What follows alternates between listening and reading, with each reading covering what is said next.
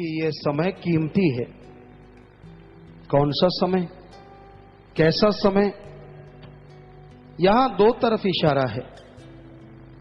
एक तो वो समय जो आप सब लोग हाथ से भी देखते हैं, यानी घंटा, मिनट, सेकंड, घड़ी आपकी चलती रहती है और वो समय गुजरता चला जाता है। आज की तारीख में आज का जो टाइम है ये लौट के वापस नहीं आता। गुजर गया सो गुजर गया। तो हर समय कीमती है, समय को गुजरने मत दो। आलस्य में, व्यर्थ फजूल के काम धंधों में, पाप जुल्म गुनाहों में समय को बर्बाद ना करो। समय कभी किसी के लिए रुका नहीं करता। समय और समुद्र की लहर किसी का इंतजार नहीं करते, वो तो चलते चले जाते हैं, ना कभी किसी के लिए रुके हैं और ना रुक सकते हैं। तो एक तो यह समय है, लेकिन यह मुख्यतः जिस और इशारा किया गया है वो है मनुष्य शरीर। कि भाई, हे जीवात्मा, हे मालिक से बिछुड़ी अंश, तुझे बेशकीमती समय मिला है। ये मनुष्य शरीर, इसमें आवागमन से मुक्ति हासिल करना चाहे तो तू कर सकती है। जन्म मरण से आजादी हासिल हो सकती है, लेकिन यह तभी संभव है अगर तू प्रभु का नाम जपे। मालिक के नाम जपने से आवागमन से मुक्ति मिलेगी ही मिलेगी, बल्कि जीते जी भी गम, चिंता, टेंशन, परेशानियों से मुक्ति आपको जरूर मिल जाएगी। सच्चा मोक्ष, सच्ची मुक्ति ओम हरि अल्लाह वाहिगुरु गॉड खुदा रब, यानी उस सुप्रीम पावर का नाम ही दे सकता है। सच्ची मुक्ति हम किसे कहते हैं, या सच्ची मुक्ति किसे कहा जाए? सबसे पहले जो जीते जी गम, चिंता, टेंशन, परेशानियों से आजाद करवा दे। मरने के बाद लोग कहते किसने देखा है?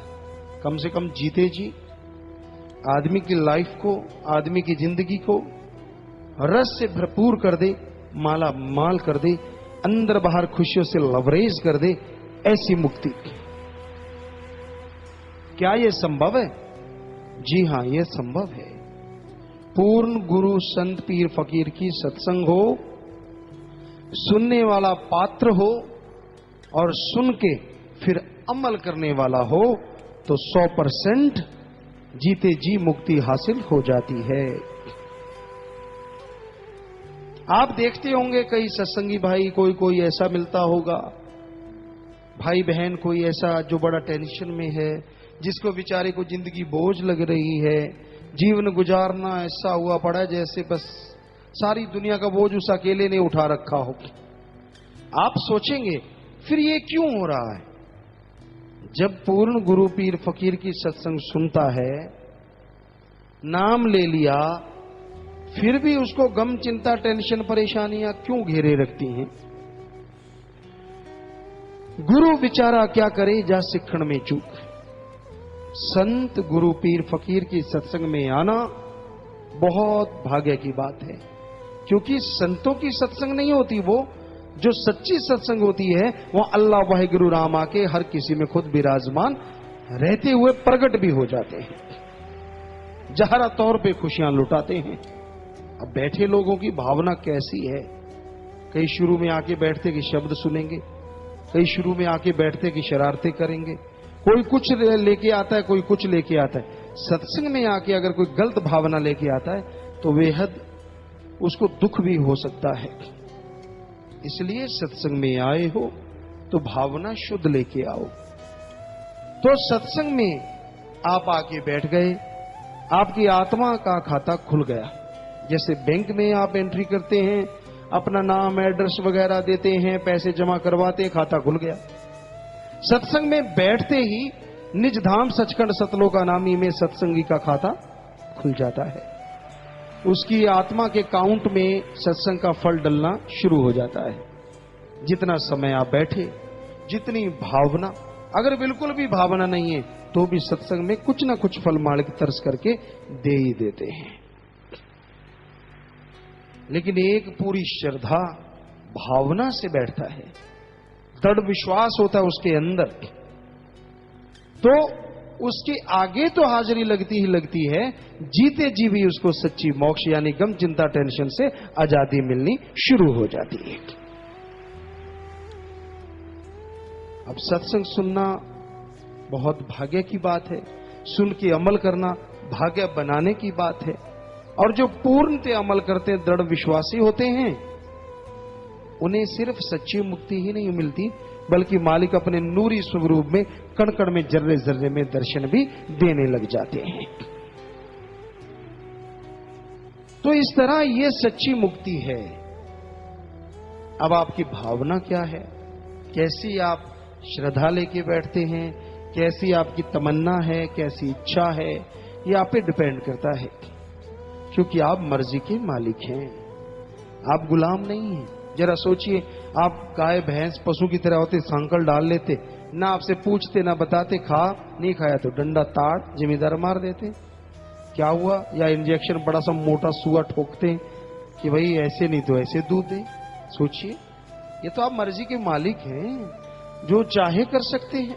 अच्छे कर्म करो तो इस घोर कलयुग, क्या इससे भी घोर कलयुग हो, तो भी सतगुरु को मालिक को कण कण में जर्रे जर्रे में देख सकते हैं। और बुराई पे आ जाओ तो शैतान के बाप आप बन ही सकते हैं, जो कि आज दुनिया में लोग बने हुए हैं। तो बात अमल करने की है। साध संगत को देखना ये चाहिए कौन पीर फकीर के वचनों पे चलता है। ये नहीं देखना चाहिए कौन कितना पुराना है कितना नया है। नए पुराने से सत्संग में या रूहानियत में कोई फर्क उतना नहीं पड़ता। ये जरूर है कि अगर कोई पुराना सत्संगी है, लगातार सुबह शाम सत्संग सुनता है, तो उसके आत्मा के खाते में फल तो पड़ रहा है। पर अगर वो निंदा ही करता रहता है सारा दिन, मान लो सुबह सत्संग सुन ली, शाम को सत्संग सुन ली, और सारा दिन दे निंदा, दे बुराइयां, दे चुगली, सारा दिन कचर कचर कचर कचर, बताइए जितना समय सत्संग में फल इकट्ठा करने में लगाया, उससे ज्यादा समय उसे बर्बाद करने में लगा दिया। तो आप खुद बताइए क्या क्या हासिल हुआ उससे? खाली रह जाता है, कोरा हो जाता है। तो सत्संग सुनो, अमल करो। अमल नहीं कर पाते तो क्यों किंतु परंतु ना करो। लोग मीन में एक निकालते हैं, अल्लाह मालिक में, भगवान में। भगवान ने ये क्यों बनाया, भगवान ने वो क्यों बनाया, भगवान को ये नहीं करना चाहिए था, भगवान को वो नहीं करना चाहिए था। वाकई भगवान के पास सलाहकारों की कमी थी। आप लोग बाद में पैदा हुए, शायद भगवान पहले आपको बुला लेता, आप ये सोच रहे होंगे। अरे उसको किसी सलाहकार की जरूरत नहीं, जिसने सबका दिमाग बनाया है उसको कौन क्या राय दे सकता है? वो राम, वो अल्लाह वाहिगुरु सब जानी जान है। उसने जो भी बनाया परफेक्ट बनाया, जो बनाएगा परफेक्ट बनाएगा, और जो बनाया था परफेक्ट बनाया था। वो ईश्वर, वो अल्लाह, वो राम, वो वाहिगुरु, वो गॉड, खुदा रब किसी के कहने या किसी के रिमोट के बटनों से नहीं चलता। वो तो क्या, उसके फकीर भी उसी की रजा में चलते हैं, किसी और की रजा में नहीं चलते। ये नहीं देखते कि ये मुर्गा मोटा बैठा है, इसकी बड़ाई कर दें शायद नोट ज्यादा चढ़ा जाएगा। नहीं नहीं, संतों को फकीरों को इससे कोई लेना देना नहीं होता। जो जुबान पे सच आ गया वो कहेंगे कहेंगे, मिर्ची लगे या पोटास लगे वो मर्जी है आपकी। सच तो बोलेंगे ही बोलेंगे, कड़वा जरूर होता है सच। तो ये हकीकत है, मोक्ष मुक्ति तो मिल जाए जीते जी, गम चिंता टेंशन परेशानियों से, हर तरह की दुख तकलीफ बीमारियों से, पर जीव अमल करे तो। अमल नहीं करता, वचन सुनता जरूर है ज्यों त्यों, पर मानता नहीं, फिर ही ये सारी परेशानी आती। कोई मालिक को हाजिर नाजिर मान के खड़ा होके बताए कि वो 100% वचनों पे अमल करता है, उसे फिर भी परेशानी है। हमें लगता नहीं कि घंटा सुबह शाम कोई सुमन करता हो, वचनों पे पक्का रहता हो, उसको तिल मात्र भी, बाढ़ मात्र भी, लेश मात्र भी कोई परेशानी आ जाए, हो ही नहीं सकता। हम ये गारंटी देते हैं। तो ये हकीकत है। और सच्चे सौदे के लिए तो वैसे भी बहुत बड़े वचन साईं मस्ताना जी महाराज करवा के लाए हैं कि सच्चे सौदे का मुरीद नाम ले ले, थोड़ा सुमन करता हो, वचनों का पक्का हो, चलो थोड़ी सेवा भी करता हो, ना उसे अंदर कमी रहे ना बाहर कमी रहे, दोनों जहान में दोनों जहां की खुशियों से माला माल रहता है। पर बात वचनों पे अमल करने की है। इंसान अपनी तरफ ध्यान नहीं देते। आज कलयुग है, यहां कोई ये नहीं कहता कि मेरे में कमियां हैं, मेरे में कोई कमी आ गई। कोई भी यहां से कुछ बन के चला गया या माया रानी खा गया या पैसे के लालच में पड़ गया, वो निंदा करेगा तो पीर फकीर की, निंदा करेगा तो अल्लाह मालिक राम की। कभी किसी को कोई ये नहीं कहता कि मेरे में इतनी कमियां आ गई थी इसलिए मेरा मन हावी हो गया, मैं चला गया। जा जाके उल्टी तोहमतें लगाते हैं और आगे ऐसे सुनने वाले होते हैं जो उनके कहने से झट से सारी गुरमुखता पल में खत्म कर लेते हैं। ना भाई ना, किसी की सुनो ना, अपने संत पीर फकीर की सुनो। आपको कोई शक है किसी ज्ञान पे, भक्ति पे, संतों पे, अपने गुरु पे, तो बोलो ना। गुरु रोज कहते हैं पूछ भाई जो पूछना है। आदमी को क्या बताएगा? अंधा अंधे को रास्ता क्या दिखा सकता है? अंधे को तो दो आंख वाला, दोनों जहान की आंख वाला ही रास्ता दिखा सकता है। सो आप आदमी से पूछ के संतुष्ट कैसे हो जाते हैं, या उसके पूछते क्यों है, हमें ये समझ नहीं आती। रूहानियत की बात, कोई आदमी आपको उतना गाइड नहीं कर सकता जितना गुरु परफेक्ट रूप में गाइड कर सकता है, क्योंकि उसने अपना मसाला लगाना ही है, अपने नंबर बनाने ही, अपनी मान बढ़ाई करनी है। जिस आदमी से आपने पूछना है तो गुरु पीर फकीर से पूछो, आपको पता चल जाएगा कि हकीकत क्या है, कहां कमी है। वैसे बेपरवाह जी के वचन हैं, उन्हीं के वचन वो ही करवा रहे हैं कि सत्संग में कोई सवाल रहता नहीं, अगर आदमी ध्यान से सुन ले हर सवाल का जवाब मिलता रहता है। अगर ध्यान से ही ना सुने, ख्याल कहीं और हो। अब एक आम आदमी बैठा हो, उसके सामने लोग बैठे हैं, तो कुछ एक लोगों का तो वो भी बता सकता है कि ये सुनते टाइम किधर किधर ध्यान होता है। जैसे स्कूल में टीचर लेक्चरर होते हैं, हम भी पढ़े हैं, हम पढ़ा करते। कई संगी साथी ऐसे होते जो बैक बेंचर्स, जो पीछे वाली सीटों पे होते हैं, तो हम तो अगर बेपरवाह जी की रहमत थी आगे होते थे। मॉनिटर वगैरह क्लास के कई बार होते थे, कई बार नहीं होते थे, लेकिन ऐसा आगे ही होता था।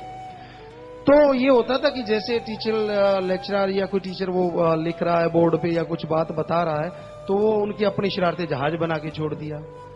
एक गोली सी बनाई कागज की, उसके ठा, दूसरे ने वो स्लेटी उठाई, दूसरे के ठा। तो ये सिस्टम चल रहा होता पीछे। अब टीचर की निगाह पड़ जाती, खड़ा हो गया, फिर बेंच पे खड़ा सबके सामने, आगे वाले बेंच पे आ जा, पीछे वाले पे नहीं। फिर वहां कभी खाज कर ली, कभी शर्म, ऐसे क्यों शर्म आ रही है, बड़ा तीर मारा था ना, शर्म तो आनी है। तो ऐसे ही वो तो एक टीचर अपने कमरे में 40-50 लोगों को देख के बता सकता है, तो पीर फकीर के सामने जब आप सत्संग में बैठते हैं, तब फकीर नहीं तो राम अल्लाह मालिक की निगाह में जब आप बैठते हैं, तो ये कैसे संभव है कि वो आपकी हर सोच, आपकी हर हरकत को नहीं जानता? जैसा करोगे फल वैसा मिलता रहेगा।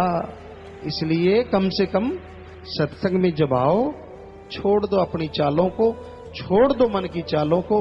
क्यों पांव पे कुल्हाड़ा मार रहे हो, क्यों बेड़ी में बट्टे डाल रहे हो? क्योंकि आप गुनाहगार बनते जाओगे और फिर उसका फल भोगोगे तो बड़े कुर्लाओगे, चिल्लाओगे। तो सत्संग में कम से कम जीव जब बैठे, ध्यान से पीर फकीर की बात सुने। पता नहीं क्या बेपरवाह जी ने वचन किए हैं, हीरे मोती लबड़े ने सत्संग में आओ, सत्संग सुन लो, क्या पता कौन सा हीरा आपकी जिंदगी को संवार दे। क्योंकि संतों के वचन नहीं होते, ये माइक के वचन नहीं जो तब आप तक आ रहे हैं। हम बोल रहे हैं तो आप तक आ रहे हैं, और हम नहीं बोल रहे, हम भी माइक हैं। जैसी में आवे खसम की बाणी, तैसड़ा करी ज्ञान बिला लो। जैसा मालिक सतगुरु बोल रहे हैं, वैसा हम आपकी सेवा में अर्ज कर रहे हैं। चाहे आप बटा खाओ, चाहे सीधे बैठे रहो, मर्जी आपकी। हम नहीं रह सकते बोले बिना। जो सतगुरु कहेगा, माइक की क्या ताकत की वो बोले ना, वो तो बोलेगा ही बोलेगा, बोलने वाला जब बोल रहा है। तो अगर आप सच्ची मोक्ष मुक्ति का नजारा लेना चाहते हैं ना, वचनों पे अमल करना सीखो। सुनते हो, सुन के अमल करो, फिर देखो कैसे नजारे आते। ना आपको टेंशन सताएगा, ना कभी चिंता आएगी, ना कोई गम, ना दुख, दर्द, बीमारी नजदीक भी नहीं फटकेगी भाई। पर अमल तो करो। कई बार ये आ जाता है कि संत पीर फकीर वो बीमार क्यों हो जाते हैं। कईयों के अंदर ये सवाल खड़ा हो जाता है कि ठीक है जी, नाम जपने वाले को बीमारी नहीं आती, नाम जपने वाले को सच्ची मोक्ष मुक्ति मिल जाती है, तो संतों को बीमारी तो आने का मतलब ही नहीं। कईयों का दिमाग बड़ा वो होता है वो कि मैं बड़ा ज्ञानवान हूं। तो भाई सवाल तो कोई भी उठ सकता है, हम किसी का मजाक नहीं उड़ाते। ये भी सवाल है कि आखिर क्यों। और आपने सुना होगा साईं जी पहले संत पीर पैगंबर अवतारों के बारे में, गुरुओं के बारे में, ऐसा क्यों होता है। संत आपके लिए बता दें होते क्या है। तरुवर फल नहीं खात है, सरोवर पीव न नीर, परमार्थ के कारणे संतन भयो शरीर। तरुवर समुन्द्र कभी पानी नहीं पीता, तरुवर पेड़ पौधे कभी फल नहीं खाते, और सरोवर समुन्द्र कभी पानी नहीं पीते। वो दूसरों के लिए ही पानी और फल लेके आते हैं। उसी तरह संत पीर फकीर अपने लिए नहीं जीते, वो सारे संसार के लिए जीते हैं। उनका गम, उनका दुख, उनका बोझ मालिक उनसे उठवाता है। संतों में कोई ताकत नहीं होती, तो फिर वो उस बीमारी के रूप में, उस परेशानी के रूप में, या उस दुख तकलीफ के रूप में सामने आ जाता है। वरना संतों को इन चीजों से क्या लेना देना। उनकी आत्मा तो मालिक से जुड़ी होती है, और वो तो रूहानी मंडलों पे ही रहती है। वो मालिक उनसे काम लेते हैं। तो ये शरीर जो कि 5 तत्व का पुतला है, इस तरह से बीमारियां या इस तरह की लगता है कि ये परेशानी है जी, फलां है, धींकड़ है, ना उनको कोई परेशानी, ना उनको कोई भय, ना उनका किसी से बैर विरोध, ना किसी को मारना, ना किसी को तड़फाना, सबके लिए मालिक से दुआ करना। उनको गालियां देने वाले को भी संत दुआ करते हैं, और आदमी दुआ नहीं कर सकता। तो संतों को किसी से क्या लेना देना है। ये अलग बात है कि संतों को रोकने के लिए लोग तरह तरह की शातराना चालें चलते रहते हैं। ये करो जी, वो करो जी, फलां करो जी, रोक दो जी, ये हो जी, वो हो जी, फलां हो जी। पर जिसके सिर ऊपर तो स्वामी, जिसके सिर के ऊपर स्वामी है, और स्वामी का जो काम करने आता है, स्वामी जब चाहता है कि वो काम होगा, तो वो 100% काम होगा। तो भाई संतों का काम सारे समाज से बुराइयां निकालना है, बुरे कर्म छुड़वाना है, और मालिक का नाम जपवाना है, ताकि लोग बुराइयां छोड़ के मालिक का नाम जप सकें, दोनों जहां की खुशियों के हकदार बन सकें, अंदर बाहर वो आत्मिक शांति हासिल करें, वो परमानंद हासिल करें जिसके लिए भगवान ने मनुष्य शरीर बनाया है। तो आप एहसास कर सकते हैं, आप मालिक की दया में रहमत को हासिल कर सकते हैं। बस वचन सुन के अमल किया करो, लानत डाला करो अपने मन पे जो आपको मानने नहीं देता। किस लिए, क्यों नहीं मानते आप। बड़े बहाने हैं जी, बहाने शुरू होते हैं घर गृहस्थ से। घर गृहस्थ वाले हैं, अजी खाने के लाले पड़े हुए हैं, कहां से नाम जपें। घर नहीं है सिर पे, कहां से नाम जपें। औलाद नहीं है, कहां से नाम जपें।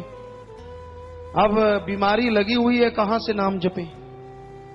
सुमरण करोगे, मेहनत करोगे, खाना भी मिलेगा, छत भी मिलेगी, बीमारियां भी दूर होंगी। कहते ना पहले ये सारी दूर कर दो, फिर नाम जप लेंगे।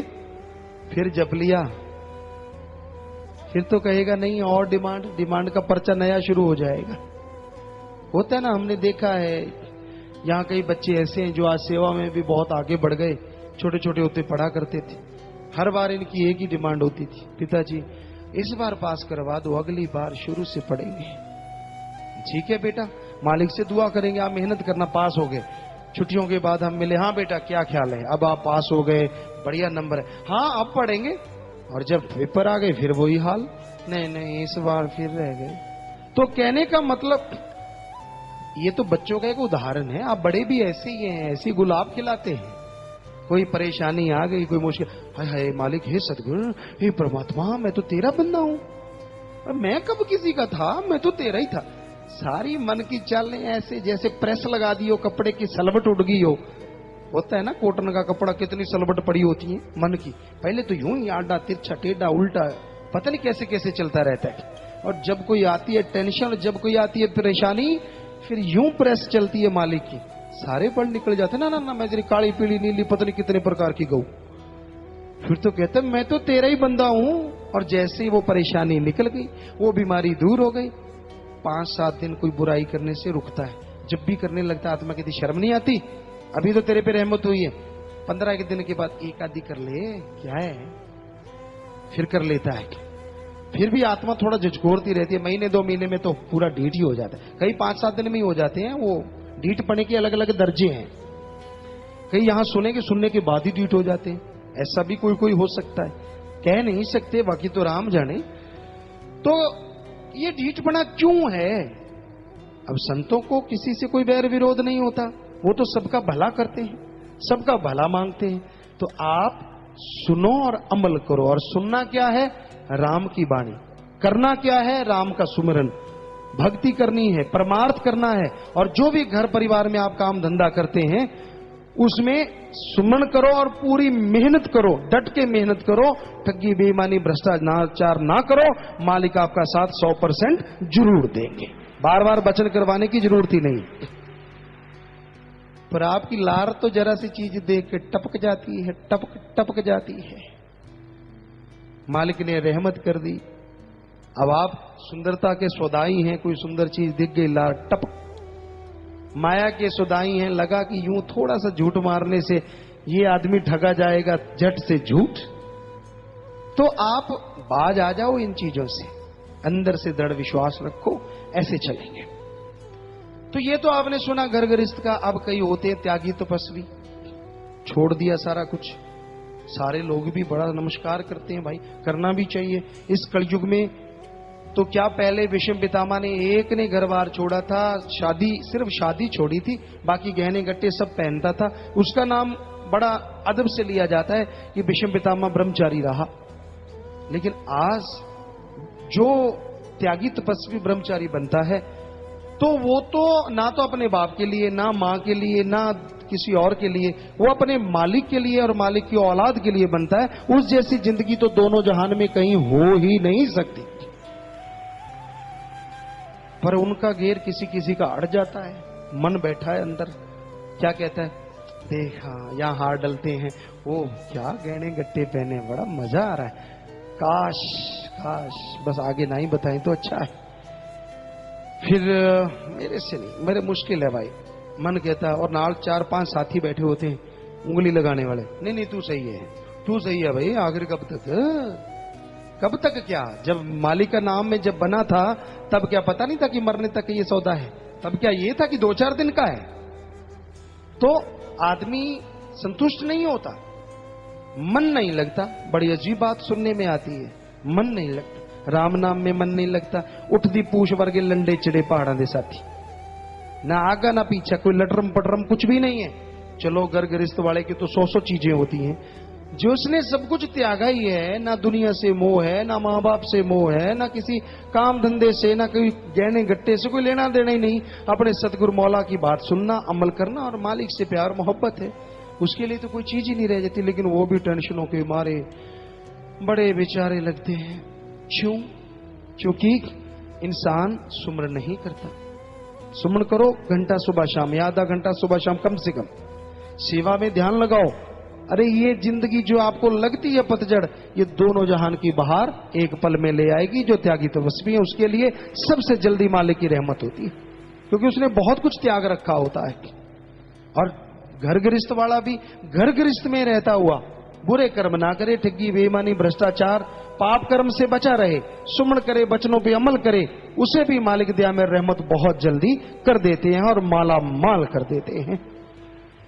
पर सारा निचोड़ ये है कि बचनों पे अमल करे, चाहे वो तपस्वी है, त्यागी है या घर गृहस्थ वाला है, खुशियां मालिक उसे बख्शता है जो बचनों पे अमल करते हैं। तगमा लगाने से नहीं, तगमा आपने ले लिया या कुछ ऐसा कर लिया तो बात नहीं बनती। बचनों पे अमल करना सीखो, बचनों पे अमल करोगे तो मालिक की दया में रहमत होगी। सो भाई बचनों पे अमल करना सीखो, मालिक की दया में रहमत मूसलाधार जरूर बरसेगी।